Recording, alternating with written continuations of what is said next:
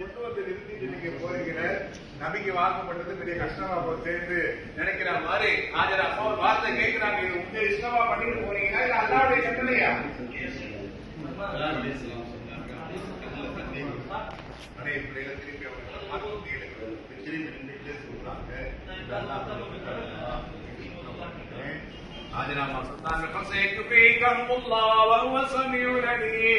எங்களுக்கு அல்லாஹ் போதுமானவன், அவனே அனைத்தையும் அறிந்தவன், அவன் தெரியாம கொண்டு வந்து எங்களை விடலைங்க. அவன் சொல்லிட்டான்ல நீங்க போகலாம். அந்த ஈமான் வருமானம் வரணும், அதை படிக்கத்தான் வந்திருக்கீங்க. ஆஜரா அம்மாவுடைய தவக்கல் நம்ம கல்வில வரணும். இப்ராஹிம் அலைஹிஸ்ஸலாமுடைய தியாகம் கல்வில வரணும்.